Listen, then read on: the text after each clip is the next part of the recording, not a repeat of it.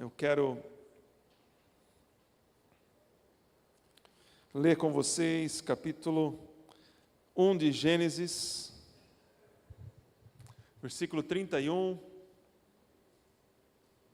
Capítulo 1 de Gênesis.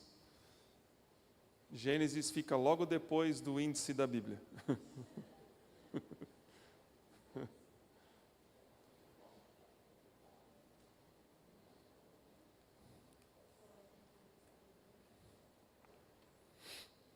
Primeiro livro, o livro das origens, né? do início. Gênesis 1, 31 diz assim: E Deus viu tudo o que havia feito, e tudo havia ficado muito bom. Passaram-se a tarde e a manhã, e esse foi o sexto dia. Versículo 7, capítulo 2 de Gênesis. Então o Senhor Deus formou o homem do pó da terra e soprou em suas narinas o fôlego de vida, e o homem se tornou um ser vivente. Amém?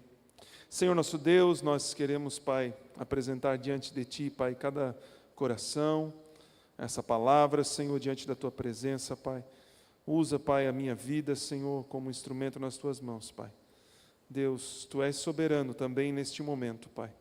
Em nome de Jesus Cristo, Senhor, que Tu cresça e cada um de nós diminuamos, Pai. Em nome de Jesus. Amém e amém.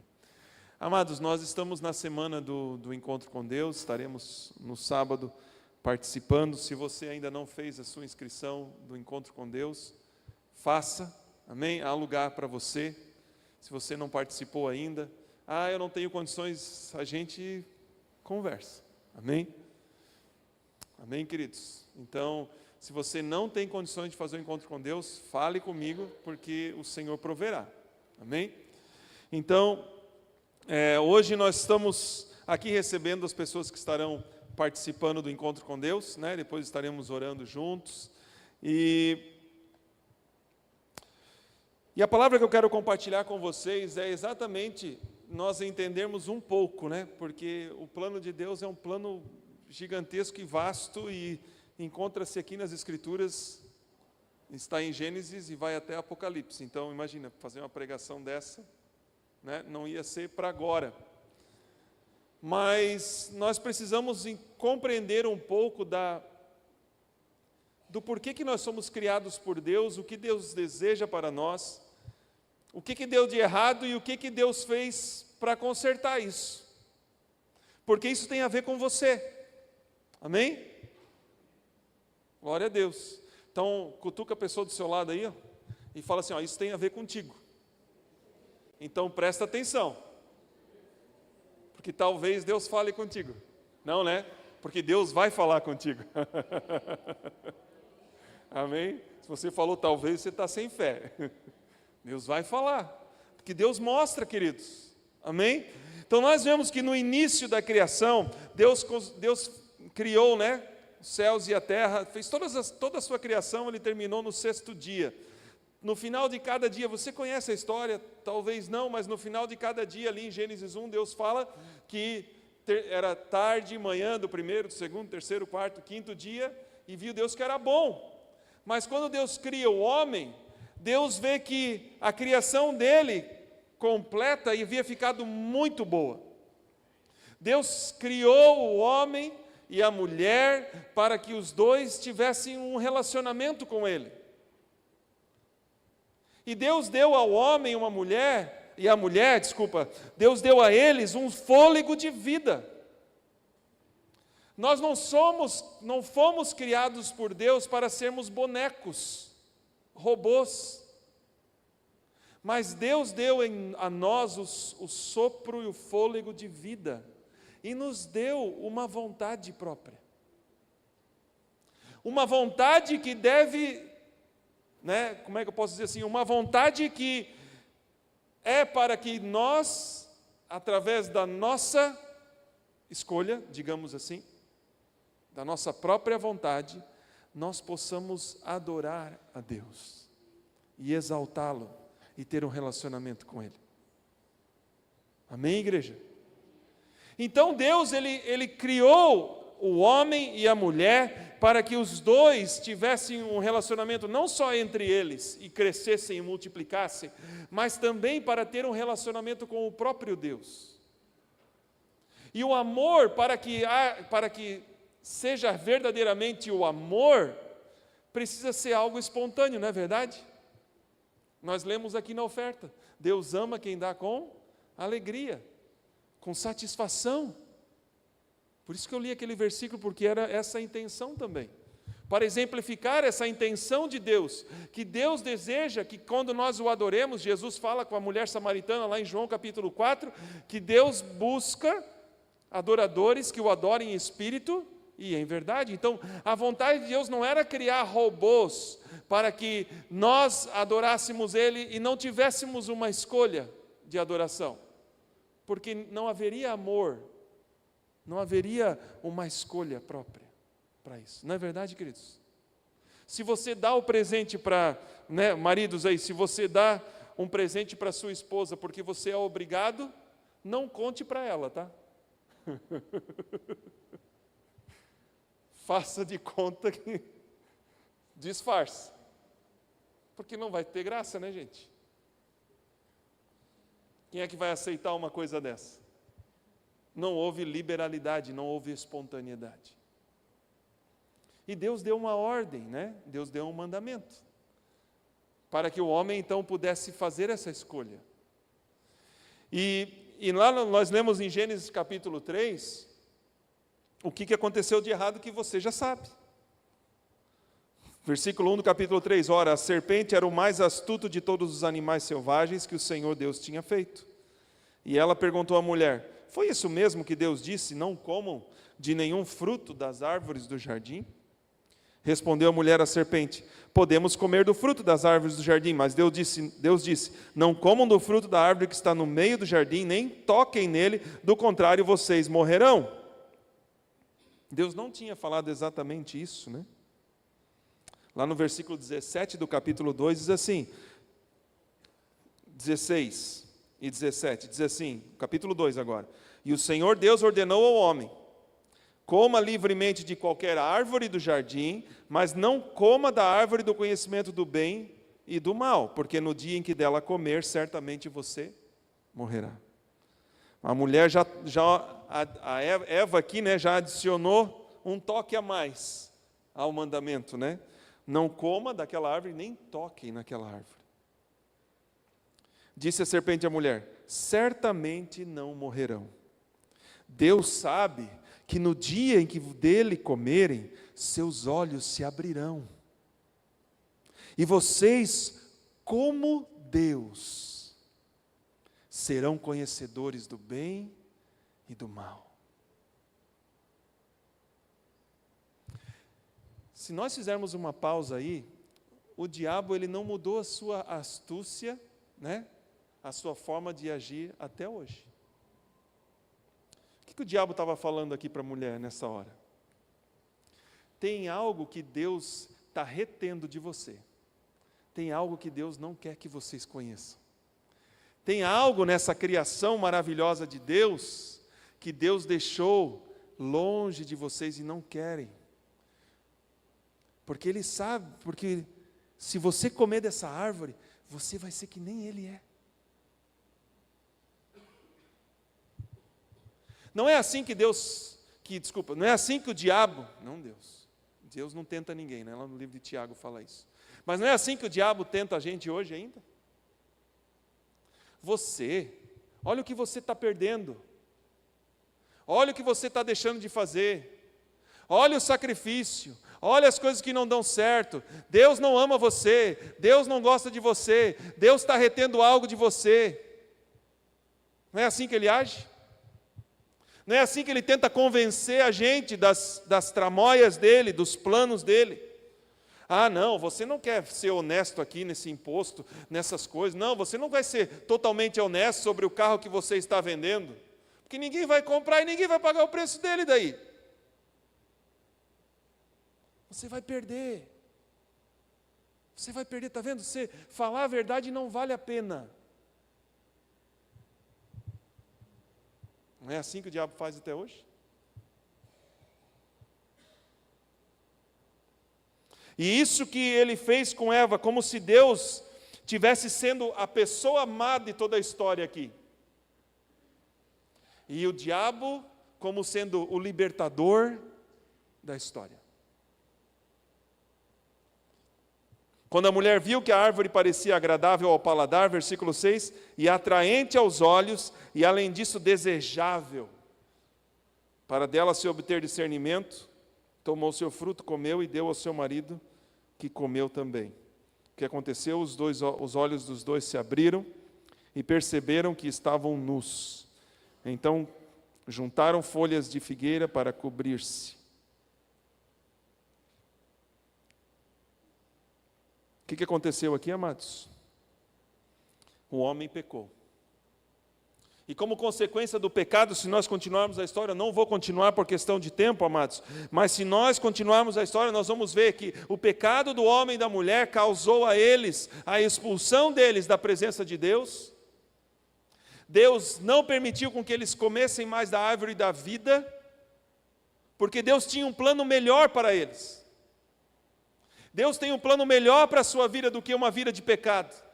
Deus tem um plano melhor para a sua vida do que uma vida de tristeza, uma vida de destruição. Deus tem um plano melhor, porque o que o pecado traz a morte, traz a destruição. E o meu pecado e o teu pecado levou Cristo para a cruz e trouxe morte para o próprio Filho de Deus. Ele pagou o preço. Deus criou o universo com leis espirituais, e é Ele que é o regente, Ele que é o soberano, Ele que é o Senhor sobre isso. Assim como existem leis físicas, que são imutáveis, também existem leis espirituais que não mudam. A vontade de Deus é um relacionamento perfeito, mas o pecado veio e quebrou esse relacionamento.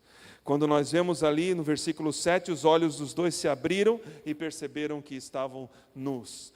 Romanos 3:23 diz que todos pecaram e estão destituídos da glória de Deus. Destituídos, despidos, sem a glória de Deus. Há algo que está faltando no homem agora, e há algo que impede o homem de se achegar a Deus. É interessante, porque as pessoas, elas querem o benefício de Deus, mas não querem o Criador, não é verdade?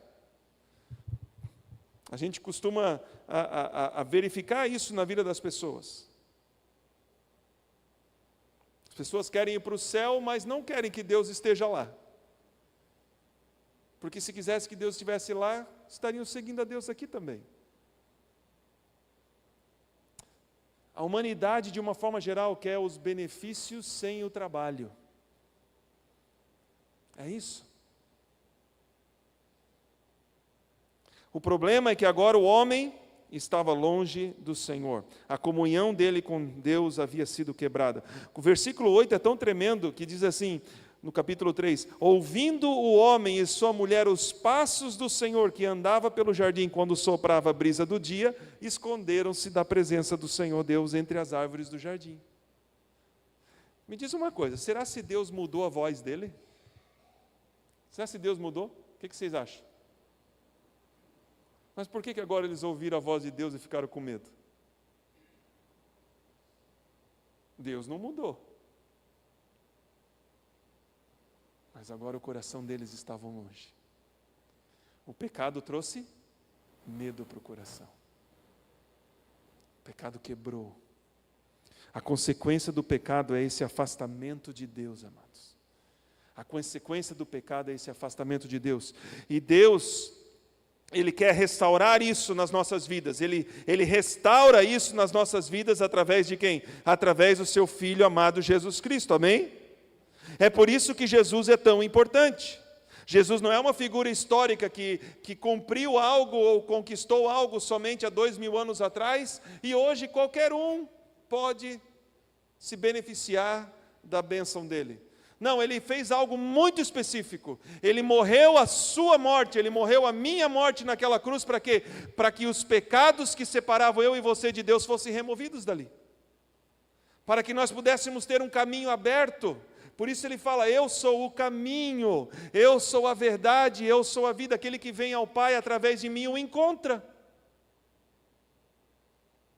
É isso. Nós precisamos de um encontro com Deus? Sim. Nós precisamos encontrar o Senhor? Sim. Nós encontramos o Senhor na pessoa de Cristo Jesus, em nenhum outro. Atos 4,12, se não me engano foi a pastora Alessandra que citou? Não foi o pastor Alessandra, foi o pastor Paulo que citou no domingo. Atos 4,12. Que não há nenhum outro nome dado aos homens, pelo qual nós sejamos salvos. É o nome de Cristo Jesus. Romanos capítulo 5, leia lá comigo. Romanos capítulo 5, versículo 12.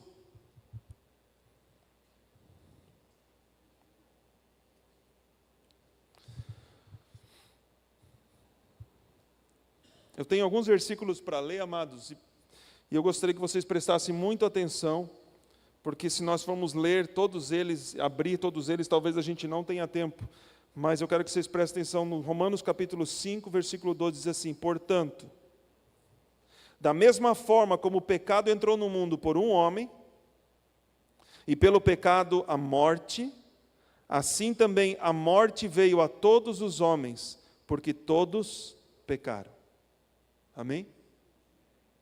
Nenhum de nós aqui pode dizer que estamos sem pecado, ou que não pecamos. O salário do pecado é a morte. Ponto final. No versículo não tem um ponto final, né? Porque tem a bênção, né? Mas o que o pecado nos gera e gera em nós é a morte. Versículo 13. Pois antes de ser dada a lei, o pecado já estava no mundo, mas o pecado não é levado em conta quando não existe a lei.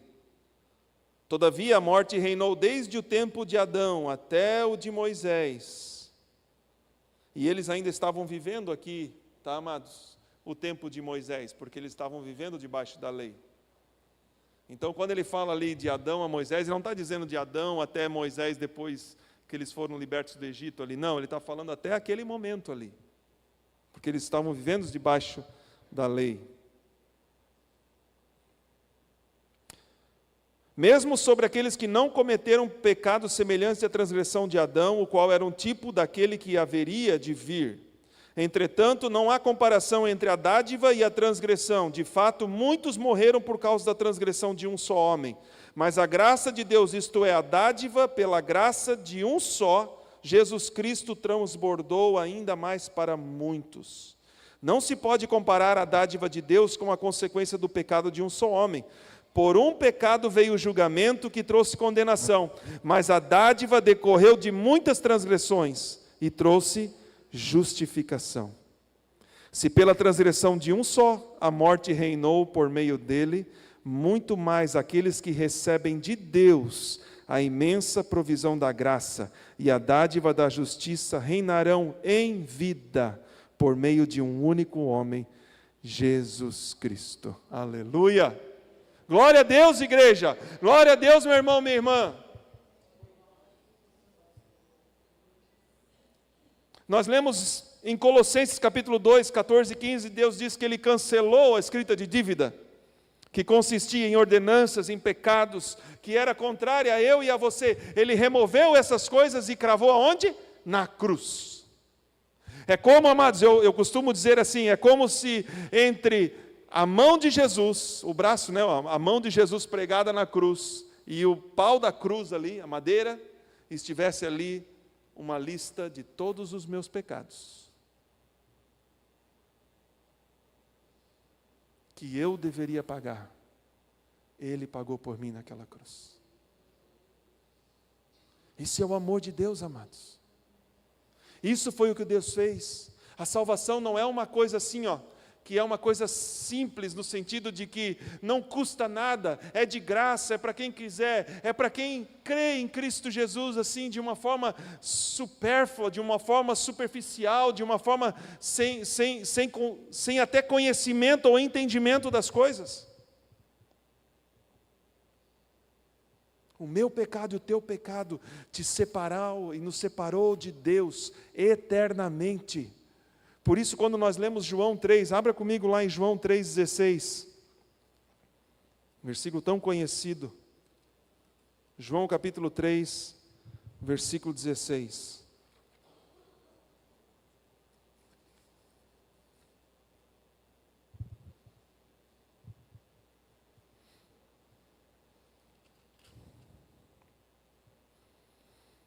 Porque Deus amou o mundo, tanto amou o mundo que deu seu Filho unigênito, para que todo aquele que nele crê não pereça, mas tenha o quê? A vida eterna. Olha o versículo 17. Pois Deus enviou o seu Filho ao mundo, não para condenar o mundo, mas para que este fosse salvo por meio dele. Está vendo porque Cristo se manifestou nessa terra, meu irmão, minha irmã? Para salvar-nos da nossa condenação, porque nós já estávamos condenados pelo pecado que eu e você cometemos. Eu já estava com a condenação e com a folha de pagamento pronta do salário do meu pecado. Não há mais saída. Mas Deus veio em meu favor. Deus veio em meu favor, Ele cancela a escrita de dívida, Ele me redime e me tira das trevas para a luz, perdoa os meus pecados, por quê? Porque Ele pagou o preço, por isso. Amados, então, há algo que o Senhor faz conosco, e essa salvação é a salvação que Ele oferece em Cristo Jesus. Por isso que o amor de Deus, ele é algo tão maravilhoso. O Evangelho de Jesus Cristo é transformador, porque não é pelo teu merecimento, é pelo amor de Deus. Se eu e você pudéssemos conquistar a nossa salvação pelas nossas próprias forças, por que razão Jesus teria morrido na cruz? Qual seria a razão? Nenhuma, porque você poderia ser bom o suficiente. Mas Deus nos dá a escolha, novamente. Agora não é uma serpente tentando te tentar para trazer destruição, mas agora é o próprio Filho de Deus que veio e habitou no meio de nós para nos trazer salvação. E a Bíblia fala que Ele nos redimiu. A palavra redimir, no original grego, ela significa um homem que compra um escravo e liberta o escravo da sua escravidão. Essa é o que significa da palavra redenção. Ele tira aquele escravo. O escravo tem vida própria? Não. O destino dele está nas mãos do Senhor dele. Cristo, Ele nos tira das trevas para uma nova vida. Aleluia. E o que Cristo espera de mim e de você é essa santificação, amados. Vivemos uma vida santa ao Senhor. 1 Pedro 1, 14, 16 diz assim: como filhos obedientes, não se deixem amoldar pelos maus desejos de outrora, quando viviam na ignorância, mas assim como é santo aquele que os chamou, sejam vocês também santos em tudo o que vocês fizerem, pois está escrito: sejam santos, porque eu sou santo. A vontade de Deus é essa separação de você. Hebreus 12, 14 diz assim: esforcem-se para viver em paz com todos e para serem santos, porque sem santidade ninguém verá ao Senhor. Então há um caminho que agora depende de nós, sim, depende das nossas escolhas, sim, novamente. Porque Ele tocou o nosso coração, porque agora Ele mostrou a sua graça, Ele demonstrou o seu amor a nós, através da cruz do Calvário. Nós podemos enxergar sim o amor de Deus e conhecer o amor de Deus por aquilo que Ele fez por nós. Jesus ama você, Deus ama você, Ele proveu o seu Filho amado maravilhosamente, e agora Ele te chama para uma vida de santificação. Queremos não encontrar a Deus, queremos conhecer ao Senhor, pois então santifiquemo-nos a Ele. Porque sem isso não veremos ao Senhor. Quem é santo ainda peca?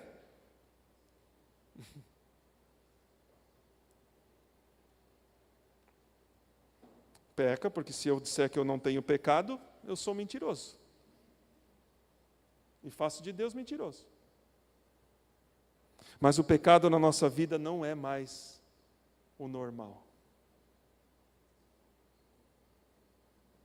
Nós não somos perfeitos ainda, mas a minha santidade coloca diante de mim a escolha. Eu posso escolher ficar irado com meu irmão, eu posso escolher pecar, eu posso escolher mentir se eu quiser, mas eu não faço mais isso, porque agora eu desejo uma vida de santidade ao Senhor. Não passa mais a ser um hábito, mas sim um acidente. Porque dentro de nós, o Espírito Santo aperfeiçoa em nós uma vida de santidade e de transformação de glória em glória. Amém, queridos? Então somos chamados para uma vida santa, somos chamados para estarmos no plano dEle, somos chamados para uma vida com Cristo e somos chamados ao arrependimento. Romanos capítulo 2, versículo 4. Abra comigo lá, por favor.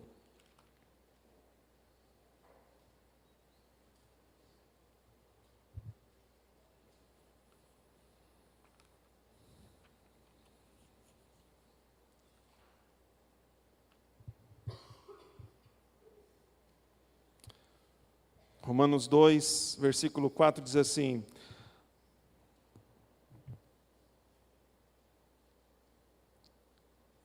ou será que você despreza as riquezas da sua bondade, tolerância e paciência, não reconhecendo que a bondade de Deus o leva ao arrependimento? Tremendo isso, né? A bondade de Deus nos leva ao arrependimento. Não é o medo de Deus que nos leva ao arrependimento, irmãos. É a bondade de Deus. Isso é tremendo.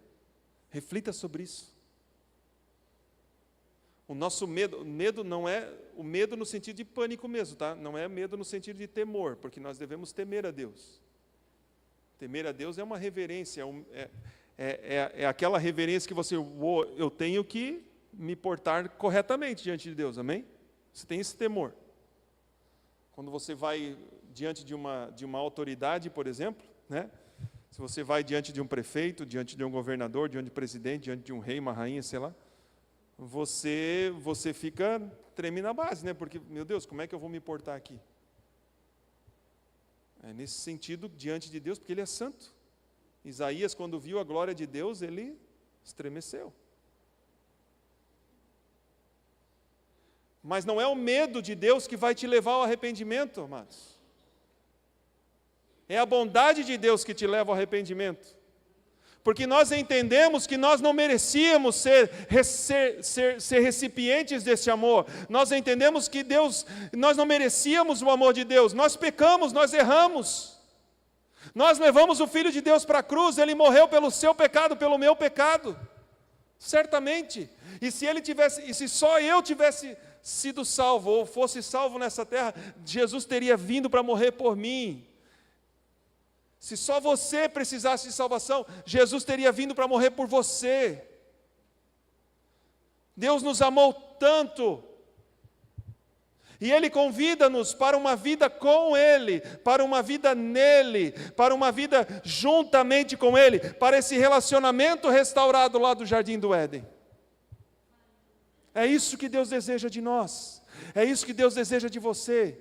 E Ele fala assim, vem, e Ele convida, vem, vocês podem vir, eu já paguei o preço para vocês, venham, recebam aquilo que eu dei para vocês, mas andem em santidade. Andem agora como Adão e Eva deveriam ter andado, sem o pecado, diante da minha presença. Cumpram o plano que eu tenho para vocês. Vivam uma vida na minha presença. E essa bondade de Deus, esse convite de Deus, nos leva ao arrependimento. Como pode alguém me amar assim? Abra o capítulo 5 de Romanos aí, que você já está no capítulo 2, por favor. Abra o capítulo 5, versículos 5 em diante. Diz assim: e a esperança não nos decepciona, porque Deus derramou o seu amor em nossos corações, por meio do Espírito Santo que Ele nos concedeu. De fato, no devido tempo, quando ainda éramos fracos, Cristo morreu pelos ímpios. Dificilmente haverá alguém que morra por um justo. Embora pelo homem bom, talvez alguém tenha coragem de morrer. Mas Deus demonstra seu amor por nós. Cristo morreu em nosso favor quando ainda éramos pecadores. Isso é amor, amados. Isso é amor. E é isso que Deus muitas vezes pede de nós. Não é assim quando nós vamos perdoar alguém? Nós perdoamos, independente se a pessoa pede perdão ou não para nós precisamos perdoar. E quantas vezes, amados, se não em todas, né? Mas como não depende só de uma pessoa, depende dos dois, mas quantas vezes esse ato de perdão que se inicia daquele que conhece o amor de Deus, é o que transforma aquela pessoa que cometeu o engano e o erro. Não é verdade? Porque a pessoa cai em si, eu não mereci esse perdão, fui eu que fiz a coisa errada.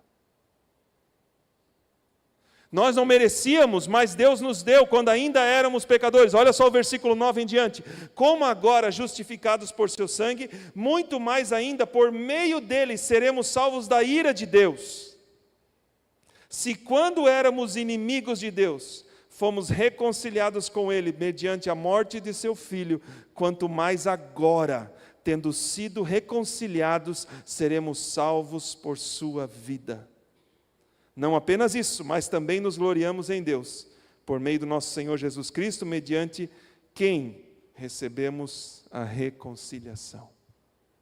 Aleluia. Irmãos, o que nós precisamos é mais de Jesus em nossas vidas.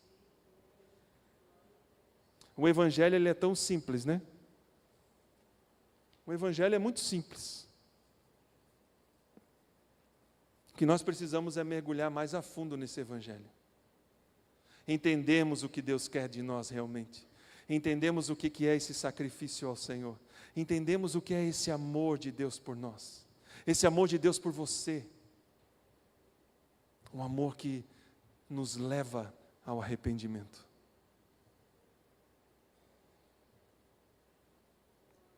Amados, muitas vezes se nós não estamos nos arrependendo de algo, é porque nós ainda amamos mais o pecado do que a Deus. É porque ainda amamos mais os prazeres desse mundo do que a Deus. Ou porque, colocando talvez um pouquinho melhor, é porque ainda nós não entendemos a grandeza do amor de Deus por nós realmente. Porque se nós pararmos para que isso caia ao nosso coração, amados, esse amor de Deus nos levará ao arrependimento, nos levará a uma vida com Ele, nos levará a um encontro real, nos levará a conhecermos o Senhor de uma forma linda e maravilhosa. Saiba que aquilo que nós fazemos, amados, como seres humanos, nos leva à morte por conta do pecado que está em nós. E nós já nascemos com ele. Mas houve um homem que retirou isso e removeu isso. Jesus Cristo, Filho de Deus. E Ele te ama, e Ele tem um plano para ti, Ele tem um propósito para ti. É através dele que você é filho, é através dele que você é filha, é através dele que você recebe essa identidade de filho e filha de Deus. É através do Filho de Deus que você faz parte da família de Deus. É através de Cristo Jesus e da sua morte que você recebeu salvação, justificação, redenção. Você foi liberto das amarras, das garras, do destino, da condenação que Deus tinha, que o pecado trouxe para você. Mas o plano de Deus é te salvar dele. O plano de Deus é te salvar dele. Mas você precisa se despir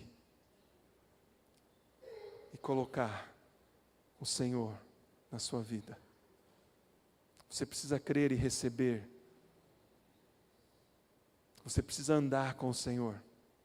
Você precisa trilhar esse caminho de santidade, não sozinho, não nas tuas forças, porque se você se propor a andar nesse caminho, você não estará sozinho nele. O Espírito Santo virá.